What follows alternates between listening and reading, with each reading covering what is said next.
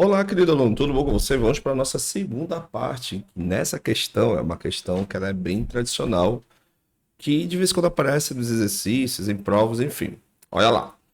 Os valores dos componentes do circuito da figura abaixo, tá aí, deu para você as fontes, o um e 2.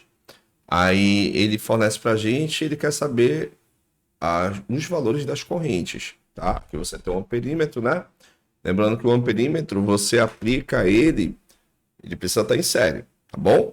Então aqui ele vai ler para você um valor de corrente. Aqui também vai ser outra leitura de corrente. E aqui também vai ser outra leitura de corrente, tá bom? Beleza? Então, se você aplicar aqui o circuito, ele é um circuito que você tem que fazer agora por parte. Esse circuito ele está em paralelo, então vai aplicar as duas leis de Kirchhoff. A primeira lei, que é a lei dos nós, onde você vai ter a corrente que chega, tem que ser a corrente que vai. Ou a somatória das correntes que entram no circuito tem que ser igual a. Tem que ser igual a. Tem que ser igual a corrente que sai do circuito, tá bom? Então aqui a gente vai adotar uma convenção, tá bom? Então vamos adotar a corrente 1, vou chamar aqui de 1, vai fluir aqui, né? E depois essa corrente 1, uma parte vem para cá, que vai ser o I2, e aqui vem para cá, que vai ser o I3. Lembrando que aqui, ó, no I3 não tem resistência. Então, ou seja, você vai ver, vai entender o porquê depois que a gente vai jogar a nossa referência, tá bom? Então a gente vai adotar o seguinte, ó, por convenção, que a corrente 1, ela vai ser a somatória da corrente I2 mais a corrente o quê, professor? I3, tá bom? Não sei os valores, a gente vai ter que descobrir.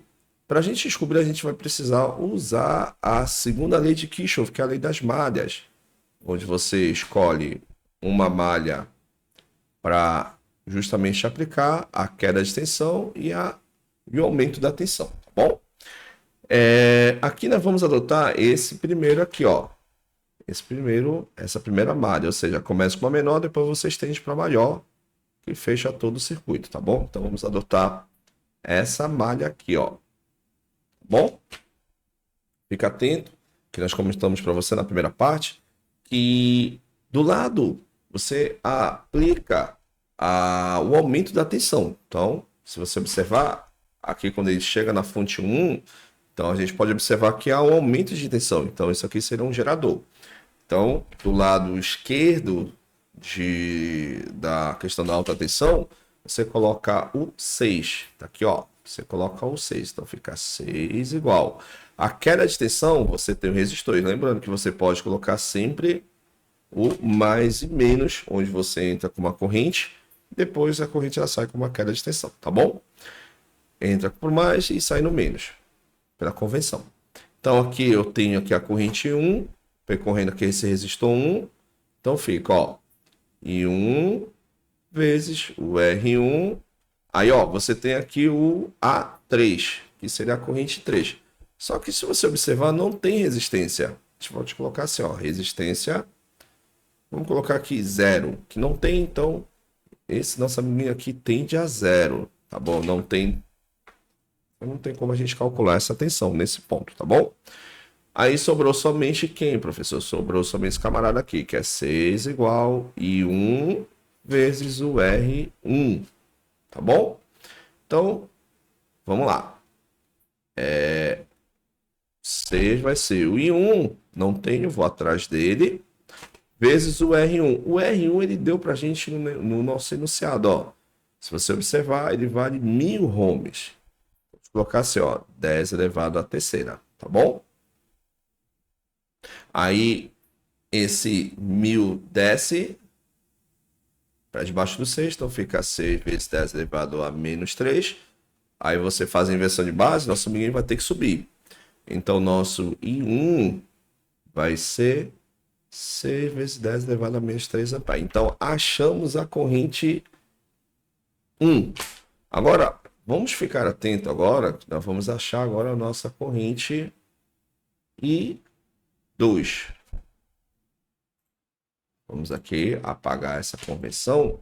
Nós vamos agora pegar a malha maior, que é justamente essa aqui, ó. Nós vamos tá aqui de vermelho, ó. Então fica atento aqui na jogada, tá bom? Vamos lá. Então, essa é a malha maior. Começa com malha menor, depois você vai para malha maior, tá bom?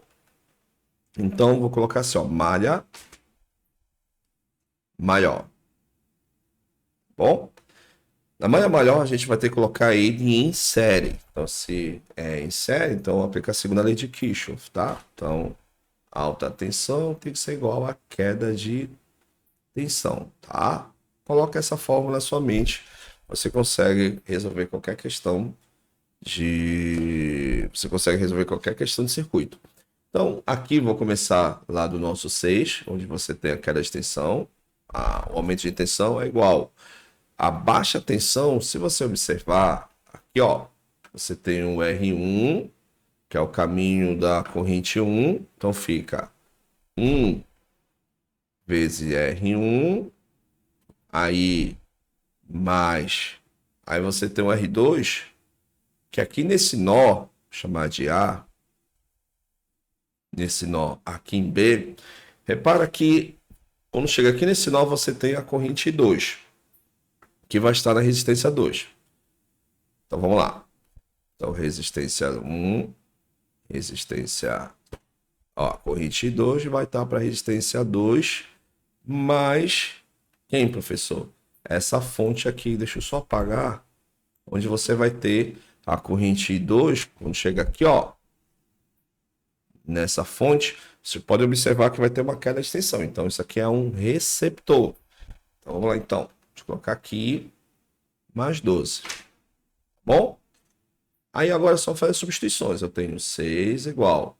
O I1, que é da malha menor que nós achamos, é 6 vezes 10 elevado a menos 3, vezes a resistência 1, que vale 10, que é 1000, que é 10 elevado à terceira, tá bom? Mais o I2, que eu não sei, vezes a resistência 2, que ele falou que é 2000. Eu vou escrever assim, ó, 2 vezes 10 elevado à terceira, tá bom? Aí mais 12. Ok, né? Aí, vamos ver o que dá para fazer aqui, ó, do lado direito da nossa equação. Vou deixar o 6 por enquanto aqui. Aqui, se você operar a base 10, 10 elevado a menos 3 com 10 elevado à terceira, isso aqui vai dar 10 elevado a zero, que vai me dar 1. Ou seja, aqui eu posso logo, né? Não vamos cancelar matematicamente, mas é só para expressar que só vai sobrar o nosso 6 aqui, ó. Então fica 6 mais I2 vezes 2 vezes 10 elevado à terceira, mais 12. Se você operar 6 com mais 12, isso aqui vai me dar 18. Então fica 6. Vamos passar logo para o segundo membro. Então fica menos.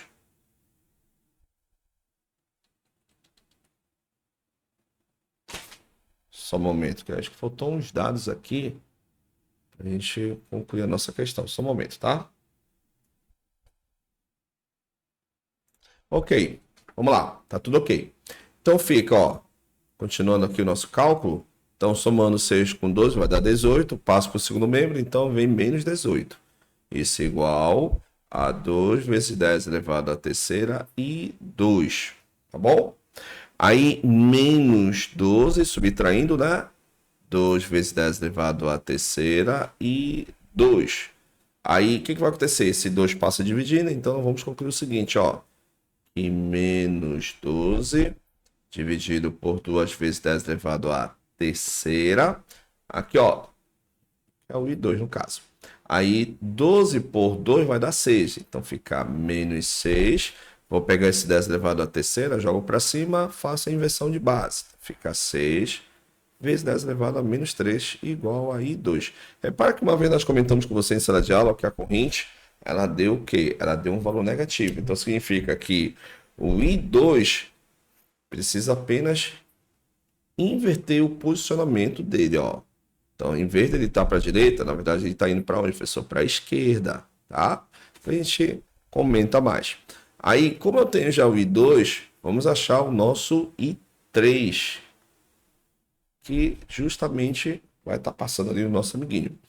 Aí, lembra da primeira lei de Kirchhoff, que vai ser vai ser a somatória de I2 mais I3. Essa é a condição. Tá bom? Beleza, então vamos fazer substituição. Tenho I1, com a corrente 1, né? Vai ficar 6 vezes 10 elevado a menos 3, aí igual ao I2. Ok?